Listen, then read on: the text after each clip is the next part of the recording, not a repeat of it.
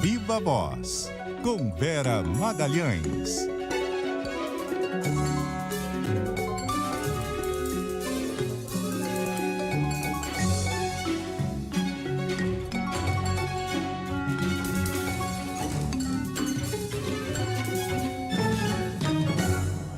Olá, muito boa noite. São 6h04. Está começando um Viva Voz A3. Vai ser comando triplo hoje. Aqui eu, Marcela Lorenzeto, Guilherme Muniz. Boa noite para vocês. O dia hoje requer um pelotão de choque ali, brigada de choque. É isso, Vera. Boa noite para você. Muniz está aqui com a gente e a todos que nos acompanham. Boa noite, Vera. Vamos de reforço para dar conta dessas notícias todas. É isso, porque hoje, logo pela manhã, já tinha notícia, a divulgação de que o presidente Lula teve de sofrer uma remoção às pressas de Brasília para São Paulo, ainda durante a madrugada, para se submeter a uma cirurgia também na madrugada, para retirada de uma hemorragia, para drenagem de uma hemorragia cerebral detectada depois de fortes dores de cabeça. A gente tem noticiado isso ao longo do dia, vamos falar aqui também sobre bastidores, consequências dessa condição de saúde do presidente, mas nesse momento a gente aciona o Clauson Dutra, que está o dia inteiro acompanhando diretamente do Hospital Sírio-Libanês aqui em São Paulo o estado de saúde do presidente e nos atualiza sobre isso. Boa noite, Clauson. Oi, Vera. Boa noite para vocês, Muniz, Marcelo e para todos. O presidente Lula apresentou boa evolução após a cirurgia para a drenagem de um sangramento no cérebro realizado no Hospital Sírio-Libanês. Ele está acordado, conversando normalmente, se alimentando. O estado de saúde dele é estável. O presidente foi internado na noite desta segunda-feira após ser transferido às pressas de Brasília. A médica infectologista Ana Helena, que o acompanhou, afirmou que Lula esteve lúcido durante todo o percurso. Fizemos os exames no Hospital Sírio de Brasília, decidimos em conjunto transferir para o Sírio de São Paulo. Durante todo o percurso, tanto de ambulância quanto no percurso aéreo, o presidente esteve lúcido, orientado, conversando, da mesma forma como se encontra agora, lúcido, orientado, conversando e comendo. Lula deve permanecer na UTI até a próxima quinta-feira por precaução. Ele passou por uma cirurgia chamada trepanação, que consiste em uma pequena perfuração no crânio para a drenagem de um sangramento. O procedimento durou aproximadamente 2 horas e não apresentou intercorrências. O médico Marcos Stavali explicou que Lula não ficará com nenhuma sequela. Às vezes, durante a história, essa cápsula sangra de novo. E o hematoma que estava se cronificando, ele se agudiza. Foi o que aconteceu. Era um hematoma que estava se reabsorvendo, ele estava muito bem. E pela presença dessa cápsula, ele sangrou de novo. É uma história natural desse tipo de lesão. É uma lesão compressiva, ela não lesa o cérebro diretamente.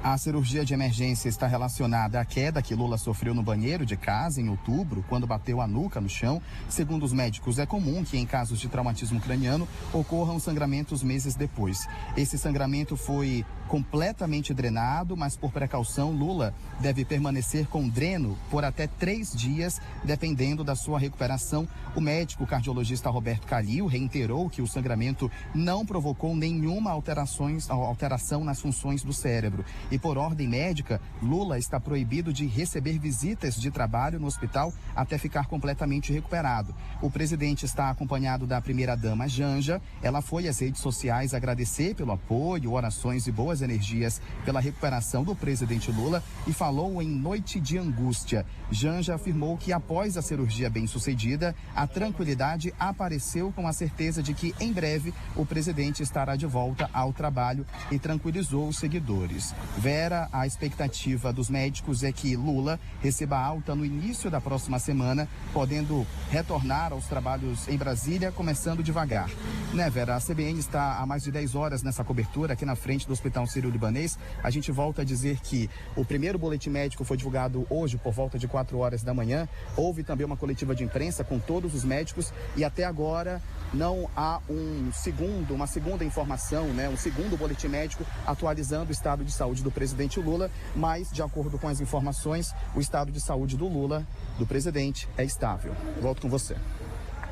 Muito obrigada pelas informações. Clauson Dutra está na porta do Hospital Sírio-Libanês aqui em São Paulo, acompanhando, aguardando um novo posicionamento médico, mas agora pelo menos a gente já sabe o estado de saúde. Houve essa coletiva mais cedo e vamos entender também, né, Vera, o que gerou, como chegamos até esse ponto do presidente ter que passar por uma cirurgia às pressas, essa movimentação de Brasília para São Paulo. Você tem informações de bastidores, né? Pois é, foi um amigo do presidente, o empresário José Sarapieri Filho Júnior, é um empresário do setor de saúde, mas não é médico, e foi ele que notou, numa conversa, que o presidente estava estranho, que ele não estava bem, que ele estava se queixando de dor de cabeça e estava muito estranho, apático, abatido. Ele ligou para o médico Roberto Calil, que é o médico do presidente Lula, informou essa condição. O doutor Calil pediu para que a doutora Ana, que é a médica da presidência, essa que a gente ouviu na reportagem do Clauson, fosse até lá, interrompesse uma audiência e verificasse o estado do presidente. Ela atestou que também considerou que ele estava estranho, e ele disse que não estava se sentindo bem. A primeira hipótese que eles aventaram é que o presidente estivesse com Covid, porque a primeira-dama teve Covid há alguns dias, podia ser Covid. Foram para o Sírio fazer uma série de exames, e aí é que se verificou que ele tinha um sangramento na cabeça. O radiologista, Dr. Carlos, é que ligou para a equipe médica aqui de São Paulo, falou que ele tinha um sangramento na cabeça. Não é usual ter um sangramento 2 meses após um quadro como o que o presidente teve, mas pode acontecer, como a gente ouviu na coletiva de hoje. Os neurologistas aqui do Sírio avaliaram que o melhor seria remover o presidente, porque teria mais condições técnicas, com equipamentos melhores e equipe médica mais experiente para realizar esse procedimento que ele precisou fazer, essa cirurgia, que nada mais é do que fazer 2 buracos, como se fosse com uma broca, para drenar o sangue que está no cérebro. Então, ele embarcou com 3 médicos, monitorando a pressão, monitorando toda a condição de saúde dele, com a primeira-dama, Janja, e ficaram se comunicando com a equipe em solo durante o voo, medindo a pressão do presidente, não deixando que ele ficasse sonolento, mantendo o presidente alerta, porque nessas horas é perigoso se dormir, ficar sonolento, pode entrar no estado que os médicos chamam de comatoso. Ele foi para uma ambulância, foi pego em maca em pista, foi para uma ambulância diretamente para o centro cirúrgico, não fez nem exame de sangue, entrou direto no centro cirúrgico, e acabou às 5 da manhã. A cirurgia foi exitosa, já foi estubado e logo já foi reanimado, já recobrou a consciência. O que precisa acontecer agora? Ele vai ficar 2 dias na UTI para que seja verificada a evolução do quadro dele e depois deverá ir para um quarto. Nesse período de UTI, a ordem não entra ninguém. Não entra ministro, não entra aliado, não entra dirigente partidário, entra a família, e ele está proibido de qualquer despacho, de falar no telefone, de decidir qualquer pepino de política, de administração. São 2 dias de UTI. Paciente de UTI com todos os rigores de UTI, até porque nos pode correr o risco do presidente pegar alguma infecção, ter contato com alguma bactéria nesse momento. Aí depois vai tirar o dreno, vai para um quarto, e a ordem também é continuar com restrições, mas aí ele poderá, de repente, passar a despachar por telefone alguma coisa leve. A gente vai trazer mais bastidores de estudo, até porque o presidente teve uma série de reuniões antes de se internar com vários políticos, e aí eles também relataram que consideraram que o presidente estava diferente, estava muito abatido. A Renata Agostini vai trazer isso para a gente no ponto de vista.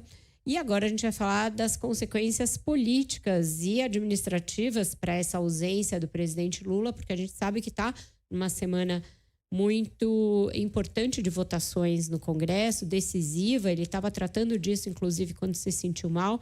A Samantha Klein traz esse lado, o lado ali de como a ausência do presidente afeta a articulação política no momento crucial para o governo no Congresso. Boa noite, Samantha.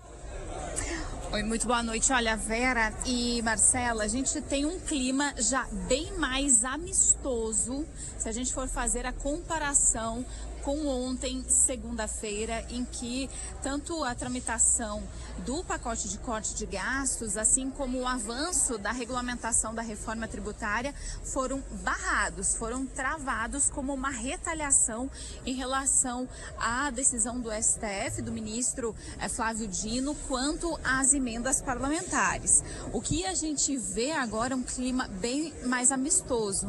Estamos, inclusive, aguardando aqui na chapelaria do Congresso Nacional, na chegada da Câmara dos Deputados, a chegada do presidente da Câmara dos Deputados, Arthur Lira, ele que convocou ali uma fala já faz 2 horas, não chegou ainda, ou seja, um dia inteiro de negociações para avançar com um calendário de votações. O que a gente tem como definição?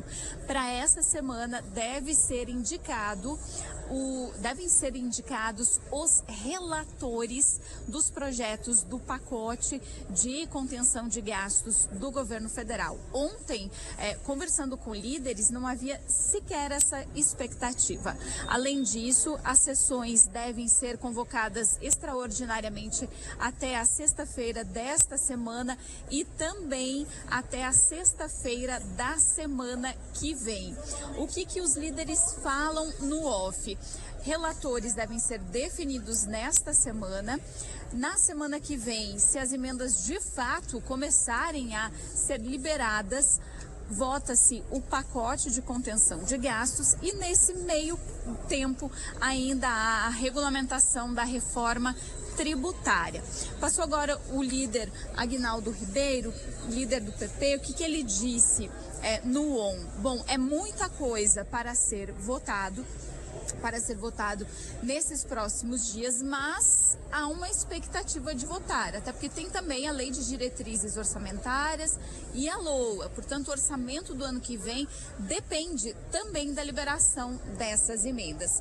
O líder do governo no Congresso Nacional, Randolfo Rodrigues, depois de uma série de reuniões, não somente na residência oficial da Câmara dos Deputados, mas também aqui no Senado, ele disse o seguinte, que as emendas PIX começaram a ser liberadas aos poucos, ainda que não na velocidade que o governo pretende fazer esta liberação. Vale destacar que foi ele quem anunciou aquela portaria para liberar, então, cerca de 6 bilhões e 400 milhões de reais em emendas de bancada e emendas de comissão. Além disso, o governo também está liberando, vai liberar, porque a Advocacia Geral da União vai emitir ainda hoje um parecer para liberar as chamadas emendas PIX, no valor de cerca de 3 bilhões de reais. Portanto, sem dúvidas, Vera e Marcela, a gente tem esse impacto do governo. E Muniz, a gente está corrigindo aqui. Muniz, eu estou chamando a Marcela há muito tempo. Não, a gente está no trio aqui hoje também. Estão em trio, melhor ainda. Então, Vera, Marcela e Muniz, com esse time reforçado. O que a gente traz aqui é que, de fato, o clima trouxe um baque para o governo.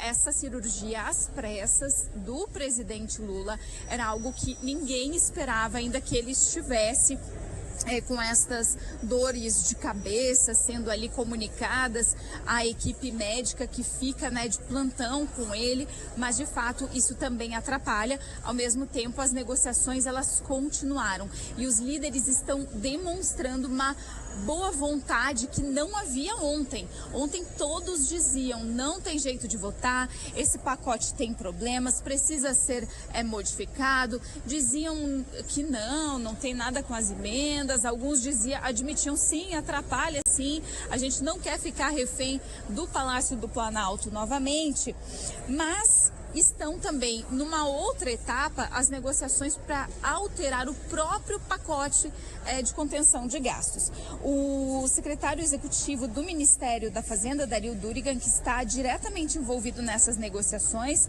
foi na frente parlamentar do empreendedorismo hoje à tarde e ele disse que as modificações devem acontecer em termos de concessão do benefício de prestação continuada. Tem uma preocupação da bancada do PT que a gente entendeu e vai internalizar. A depender de como for, talvez seja possível fazer um ajuste ou outro menor para que a gente destrave a votação. Ajustes menores, assim, que podem preservar do ponto de vista conceitual e da lógica do BPC, sem que a gente tenha perda de impacto fiscal. Por exemplo, o tema daquele conceito de família que coabita, que não coabita, filho que mora fora, dizendo que é algo que pode reconhecem que tem espaço para fraude, mas ao mesmo tempo pode impactar pessoas que não têm, que de fato teriam direito. Ou seja, o número 2 do Ministério da Fazenda admite essas alterações, possíveis alterações, depois da reunião com a bancada do Partido dos Trabalhadores. Mas ele também disse que não é só a bancada do PT que vem reclamando por essas alterações. Outras bancadas também sinalizaram que o melhor seria alterar estas regras do BPC de forma menos rígida, conforme propõe o governo, ainda que a equipe econômica concorde que haja um desajuste total na liberação do benefício de prestação continuada nos últimos anos. Outro ponto que ele ainda disse foi o seguinte, que esse pacote de corte de gastos, ele é o possível dentro de um governo democrático que conta com vários partidos. Com vocês, Vera, Marcelo e Muniz.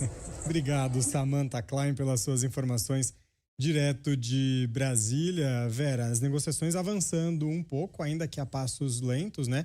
Só que aquele cronograma, aquele calendário todo vai ficando cada vez mais apertado para se votar, se aprovar tudo ainda esse ano, né? Bastante apertado, mas como a Samantha disse, ela notou com a sensibilidade dela, eu também notei nas conversas que eu tive, aquele certo, uma boa vontade maior devido ao estado de saúde do presidente. É claro que ele, estando à frente das negociações, daria mais firmeza, principalmente na liberação das emendas. Mas eles agora, não, a gente quer ajudar, não quer contribuir com o estresse. Eu ouvi isso de algumas lideranças importantes que antes estavam muito reticentes e agora parecem mais dispostas a ajudar. Está dependendo, sair a portaria regulamentando aí a liberação das emendas e um parecer da AGU para dar tranquilidade jurídica para os ministérios também fazerem essas liberações. E aí eles acreditam que com a decretação do esforço concentrado seja possível votar essas matérias. Mas é isso, com as mudanças serão inevitáveis, o governo vai ter de fazer algumas concessões no conteúdo do pacote. Muito bem, 6h21 e agora a gente vai para um rápido intervalo e depois vamos para a Isa primeiro. Então vamos para Brasília, a gente tem informação chegando com a Isa Staciarini, está conosco aqui trazendo detalhes a respeito da reforma tributária que está sendo discutida no Senado. Isa, boa noite para você. Oi, Marcela. Pois é, muito boa noite a você, ao Muniz, à Vera e aos ouvintes. Olha, depois da manobra e da oposição que adiou a análise da reforma tributária, o relator, o senador Eduardo Braga, fez hoje a leitura do parecer, mas um pedido de vista coletivo travou de novo a votação do texto. Agora, a nova previsão é de que a Comissão de Constituição e Justiça do Senado vote a regulamentação da reforma tributária amanhã. E a previsão é que o texto siga para ser analisado pelo plenário no mesmo dia. No parecer apresentado e lido hoje, Braga fez algumas mudanças justamente para abrir caminho para aprovação. Entre elas, ele incluiu armas e munição no imposto seletivo, aquele chamado imposto do pecado. Ele ainda retirou itens de plástico da lista da cobrança e, como justificativa, considerou ter cometido um equívoco ao ter acatado uma emenda que previa a inclusão, por exemplo, de talheres, copos e outros objetos de plástico dentro desse imposto seletivo. Acontece que essa foi uma pressão do setor que era contrário à cobrança, apesar aí do relator falar que cometeu, na verdade, um erro, um equívoco ao ter considerado uma emenda que não era para ser acatada. Outro ponto de resistência dos parlamentares, especialmente do norte do país, era em relação ao impacto para a Zona Franca de Manaus. E para reduzir as insatisfações, Eduardo Braga ampliou benefícios tributários, como, por exemplo, a redução do CBS para comerciantes que ficam dentro da Zona Franca de Manaus. Ele ainda incluiu serviços, por exemplo, de telecomunicações, como internet e telefonia móvel, como possíveis de terem cashback, que é aquela espécie de devolução do imposto a famílias mais pobres, e ainda reduziu, por exemplo, em 40% a alíquota para bares, hotéis, restaurantes e parques. O senador, porém, manteve os itens da cesta básica adicionados pela Câmara dos Deputados, incluindo aí carnes e queijos. Eduardo Braga disse que tentou minimizar ao máximo os erros e, inclusive, Marcela, não descartou novas mudanças que possam, por exemplo, serem feitas até mesmo amanhã, na véspera da votação. Ele citou ali de 4 a 5 pontos que ainda possam sofrer algum ajuste no texto.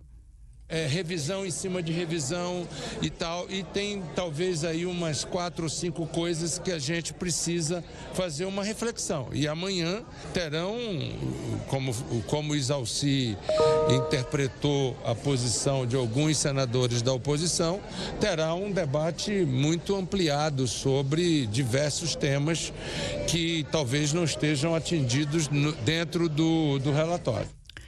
Lembrando que esse foi o segundo adiamento da votação, isso porque a análise ocorreria amanhã, mas o líder da oposição, o senador Marcos Rogério do PL, conseguiu de última hora cancelar a sessão da CCJ por alegar falta de quórum. A estratégia, porém, foi vista como uma resposta pela insatisfação do congelamento do pagamento das emendas, já que o ministro do Supremo Tribunal Federal, Flávio Dino, rejeitou o pedido da Advocacia Geral da União, que liberava o repasse desse dinheiro.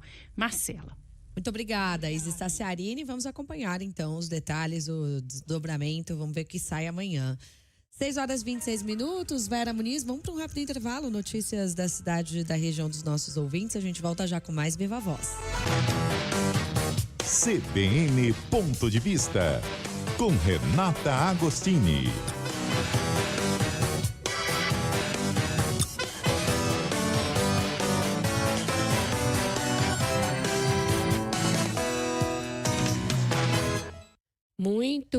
Muito boa noite para você, Renata Agostini.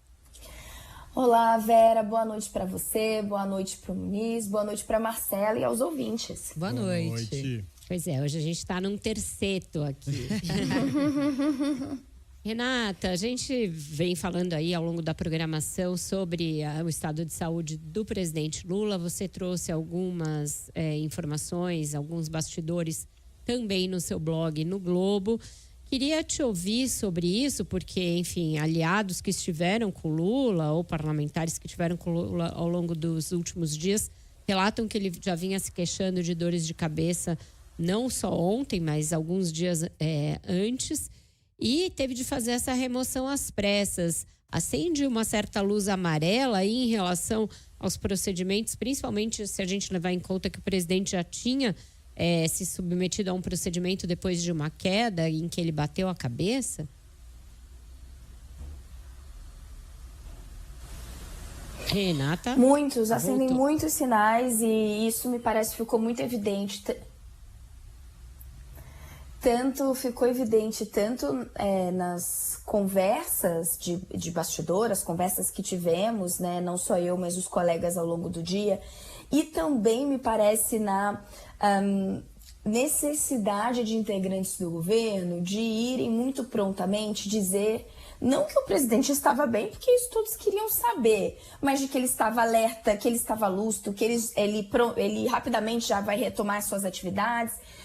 Me parece que houve ali uma ansiedade para dissipar um temor que é recorrente, não só dentro do governo, mas entre as pessoas, que é sobre a relação entre eventos como esse que o presidente teve recentemente, que foi um tombo, e a idade do presidente. A gente não pode desconsiderar que o presidente tem 79 anos e qualquer tipo de intercorrência pode ser mais gravosa ou pode fazer com que algumas complicações surjam. Isso ficou muito evidente hoje na explanação feita pelo médico do presidente quando deu uma coletiva, e em alguns momentos ele mesmo fez essa relação. Olha, esse tipo de complicação que o presidente teve após uma queda, ele nas palavras do Dr. Calil, relativamente comum, ainda mais se considerarmos uma pessoa com uma idade mais avançada, de 79 anos, como ele colocou. Então, esse componente, ele não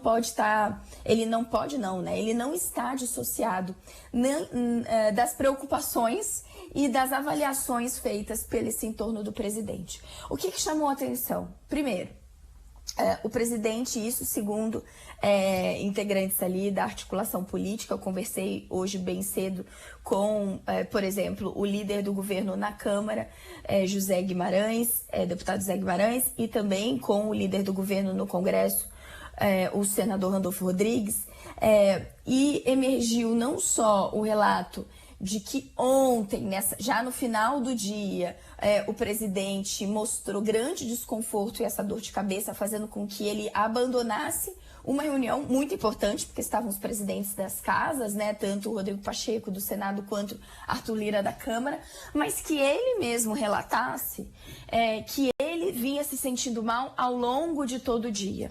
E naquele momento a dor havia aumentado, né, levado ele então a deixar aquela reunião. Isso, segundo o próprio Lula relatou aos presentes, para fazer os exames. Mas, além disso, sim, um relato de que o presidente volta e meia falava sobre algum desconforto. E aí me parece que temos que tratar de duas questões. A primeira é a mais do curto prazo. O próprio Dr. Calil disse nessa entrevista que esse tipo de reincidência de um sangramento, né? Não foram essas palavras, ele usou as palavras técnicas e mais bonitas, né? Mas a ideia era essa, né? Ela é relativamente comum e pode ocorrer alguns meses depois. E algo que surgiu nas conversas que eu tive mais cedo foi uma preocupação sobre se todos os cuidados haviam sido tomados de fato ao redor do presidente. E eu, ainda que leiga, trago esse questionamento porque me parece que é importante que se discuta isso, o quanto se é comum que ocorra esse tipo de complicação, se não deveria já haver uma estrutura mais preparada aqui em Brasília para fazer o atendimento do presidente, porque os relatos que surgiram é que foi um susto, que foi uma remoção na correria. O Lauro Jardim trouxe até mais cedo que o integrante do governo descreveu como uma operação de guerra. Então, me parece que, no mínimo, ainda... Notável que o presidente não ficou muito contente, né, de ter que fazer quando soube do diagnóstico. Muito contente, né, de ter que fazer quando soube do diagnóstico, né, de ter que fazer uma cirurgia, de ter que se ausentar. Ainda mais quando numa semana política tão intensa e justamente quando ele foi, como você trouxe pra gente, né, ele manifestou essas dores de cabeça de forma mais intensa e parou a reunião com os presidentes da Câmara e do Senado num assunto que é de extrema importância para o governo, que é a questão do pacote de gastos, né? Então, o presidente parece que não ficou muito contente com isso e vai querer voltar logo às atividades, né? Exato, Marcelo. A minha colega Bela Megali trouxe esse bastidor de que o presidente reagiu ali com uma certa chateação quando soube de sua equipe médica que ele teria de correr para São Paulo e fazer uma nova intervenção médica. Me parece até compreensível, né? Ninguém, depois de ter passado o que ele passou, né, gente, vamos rememorar. O presidente teve ali um acidente doméstico que acabou sendo muito grave. Na época eu contei, né, trouxe esse relato. Ele estava tentando ali cortar a unha do pé, acabou escorregando no banquinho e virou uma coisa muito mais séria do que inicialmente parecia. Então ali ele já teve que tomar pontos, relatou ali durante algum tempo para os seus auxiliares esse incômodo, realmente uma área muito sensível. E receber a notícia de que ele teria de voltar a fazer uma intervenção, ninguém ia gostar. Ocorre que, eu falei há pouco, né, que me parece que esse caso nos traz ali 2 pontos para a gente observar e eventualmente discutir. Um é o de curto prazo, que é se o presidente está cercado de todas as providências que ele de fato deveria. E o segundo, ele é um pouco mais alongado, mas que já está passando pela cabeça das pessoas em volta do presidente. Como será um presidente Lula que terá de encarar daqui a 2 anos, por exemplo, uma campanha presidencial novamente, caso a sua decisão seja a de se candidatar à reeleição? O presidente ainda não cravou isso, mas nunca descartou essa possibilidade. Ele sempre disse que, se necessário, ele irá concorrer a um novo mandato. Integrantes do PT contam muito com isso, porque entendem que as maiores chances do PT de permanecer no poder são com o presidente Lula. Ele, de fato, é o quadro do PT mais popular, né? E ele é o presidente nesse momento.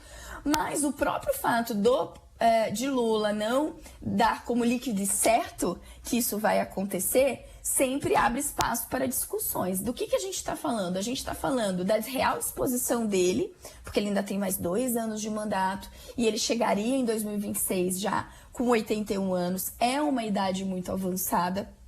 Além disso, além dessa disposição dele de mais 4 anos, de passar por esse momento.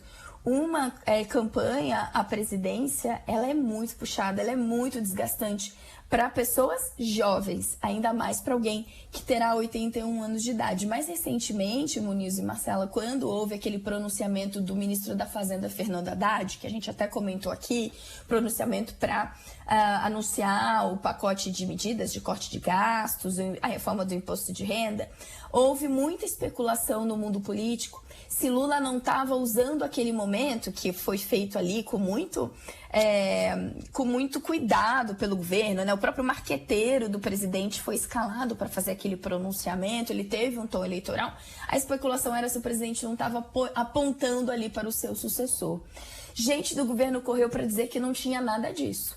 Mas o fato é que esse novo episódio do presidente Lula faz com que esses ecos de se não é necessário começar a cotejar esses pontos, eles não sejam eventualmente antecipados. Muito bem, vamos ver como isso tudo evolui, até porque ele próprio pode ir avaliando, né, essas mudanças todas de rumo que podem eventualmente ser necessárias ou não, e a gente vai acompanhando como que isso tudo se desenrola, com certeza com as suas informações também. Renata, obrigado por hoje, viu? Boa noite por aí. Eu que agradeço e que o presidente se recupere prontamente, é o que esperamos. Um beijo, isso. Pessoal. Beijo, Renata, valeu. 6h44, você fica com mais notícias da sua região. Viva Voz, volta já. E estamos de volta com o Viva Voz. Além do pacote de corte de gastos, da proposta orçamentária para 2025, da lei de diretrizes orçamentárias, da reforma tributária, tem ainda um pacote pesado de projetos na área de segurança pública em tramitação ali na Câmara, principalmente, e virou realmente um pacote. Todos eles compilados e estão em discussão durante essa semana. O ministro da Justiça, Ricardo Lewandowski, falou sobre a importância dessas propostas. Quem traz as informações, voltando com a gente, é a Isa Staciarini. Boa noite de novo, Isa. Oi, Vera. Pois é, muito boa noite novamente a você, a todo mundo que nos acompanha. O ministro da Justiça, Ricardo Lewandowski, admitiu que há uma discrepância entre o que pensa o governo federal e os estados em relação à PEC da segurança pública, mas que, apesar disso, há uma convergência de que é necessária uma proposta para enfrentar o crime organizado no país. Lewandowski considerou como encerradas as negociações com os governadores para mudar pontos do texto, mas ele disse que se houver novas propostas, elas podem ser examinadas. Essa fala foi feita depois da reunião que Lewandowski teve com governadores aqui em Brasília nesta terça-feira. Ele disse que recebeu 2 sugestões de alterações do texto, uma do governador de Goiás, Ronaldo Caiado, e outra apresentada pelos secretários de Segurança Pública. Eles pedem, por exemplo, que os estados tenham autonomia no uso da verba da segurança que é repassada pela União. O presidente do Conselho Nacional de Secretários de Segurança Pública, o Sandro Avelar, que é o secretário de Segurança, inclusive aqui do Distrito Federal, disse que essa é uma forma de preservar o Pacto Federativo. Nós não admitimos que seja vinculada a autonomia dos estados às posições apresentadas pelo governo federal. O papel do Ministério da Justiça e Segurança Pública seria o papel de um grande coordenador, mas sem se admitir que, por exemplo, o repasse de recursos fique vinculado a uma obediência às diretrizes ditadas pelo governo federal. Isso resguarda o Pacto Federativo e dá condições a que essa PEC tramite. Eles também defendem uma atuação conjunta, por exemplo, da Polícia Civil e da Polícia Federal junto com outras forças de segurança e ainda uma espécie de compensação financeira aos estados pela repressão contra o tráfico de drogas. O ministro Ricardo Lewandowski garantiu que o governo federal não tem interesse em mudar as prerrogativas dos estados e dos municípios e reforçou que eles vão continuar com autonomia, por exemplo, sobre a Polícia Militar, a Polícia Civil e as guardas municipais. Asseguramos aos governadores que poderiam ficar absolutamente tranquilos que nós inseriremos na proposta da PEC todas as salvaguardas necessárias para garantir a autonomia dos governadores e dos prefeitos, no que diz respeito, em primeiro lugar, quanto aos governadores, às polícias civis e polícias militares, e quanto aos prefeitos, às guardas municipais. Não temos nenhum interesse em ingerir nesta área. Lembrando que os estados são contrários a pontos do texto, como o que cria um sistema único de segurança semelhante ao SUS, além da ideia de padronizar a atuação das forças de segurança pública. Vera. Obrigado pelas informações, Isa Staciarini de Brasília. Vera, a discussão está aí nesse momento encerrada, mas como a Isa mencionou, né, tem aí divergências quanto ao Sistema Único de Segurança Pública. O próprio ministro Lewandowski reconhece que tem discrepâncias. O governador Tarcísio de Freitas tinha sido um dos governadores que demonstraram ali contrariedade com alguns tópicos. Ele que está em meio a essa crise com a ação de alguns policiais aqui em São Paulo. Hoje acompanhou um teste de câmeras de segurança. É uma primeira discussão que está resolvida ali internamente no Ministério da Justiça, mas não significa que está tudo já selado, pactuado, né? Ainda deve dar muito pano para manga.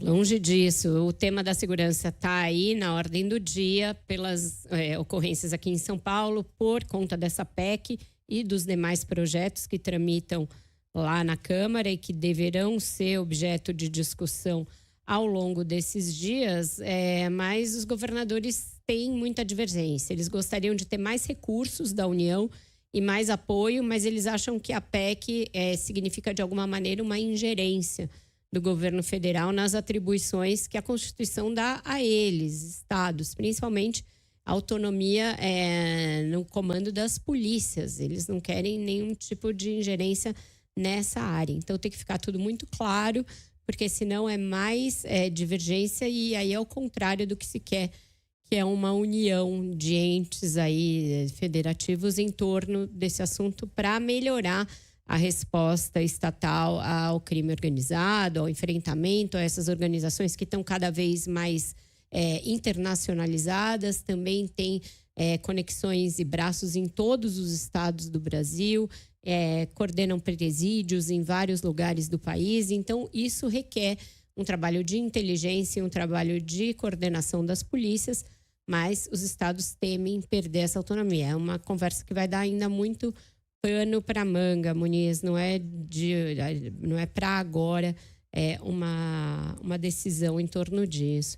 A gente continua em Brasília, porque hoje foi aprovado pela Comissão de Assuntos Econômicos do Senado, foram aprovados 3 nomes para a direção do Banco Central. Agora a gente está vendo aí uma mudança de pele no BC, do BC que era o BC do governo Bolsonaro, para um BC mais com a cara do presidente Lula, com os nomeados por ele. Em janeiro assume o Gabriel Galípolo.